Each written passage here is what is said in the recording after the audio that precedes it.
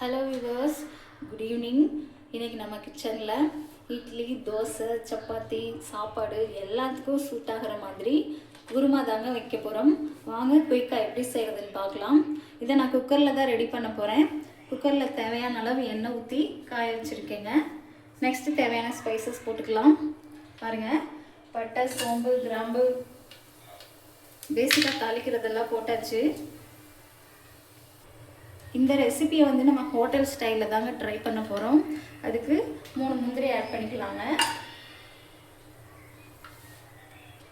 Next வெங்காயம், பச்சை மிளகாய், கருவேப்பிலை எல்லாம் ஆட் பண்ணிக்கலாங்க.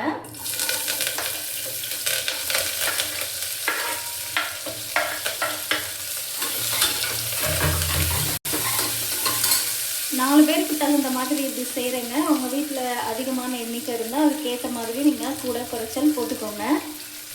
மீடியம் சைஸில் ஒரு வெங்காயம், 2 பச்சை மிளகாய் போட்டிருக்கேங்க. வெங்காயம் லைட்டாக கலர் சேஞ்ச் ஆகட்டும். இஞ்சி பூண்டு பேஸ்ட் போட்டுக்கலாங்க. போட்டு நல்லா மிக்ஸ் பண்ணிடுங்க.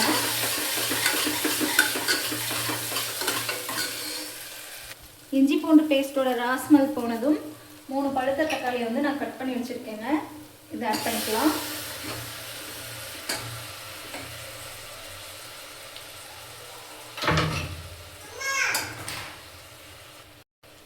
பாருங்க, இந்த ஸ்டேஜில் இந்த மசாலாக்கு தேவையான உப்பு போட்டுக்கலாங்க.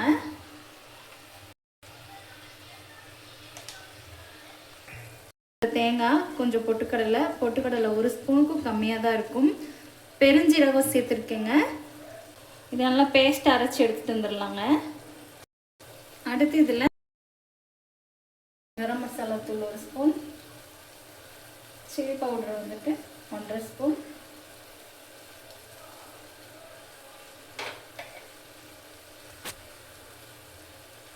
கால் ஸ்பூன் மஞ்சள்தூள் ஆட் பண்ணிக்கிறேங்க.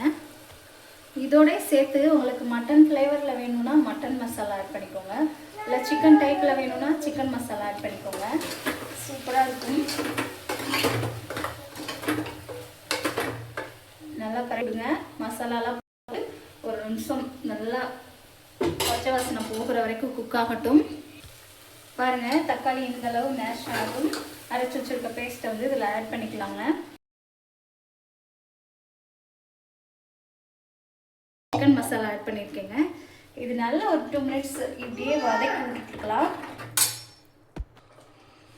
புதினா லைட்டாக ஆட் பண்ணிக்கலாங்க. இந்த வாசனையாக சூப்பராக இருக்கும். இந்த குருமா வந்து நான் டின்னருக்கு தாங்க ரெடி பண்ணுறேன். அதுவும் சப்பாத்திக்கு தான் ரெடி பண்ணுறேன். அல்டிமேட்டாக இருக்குங்க.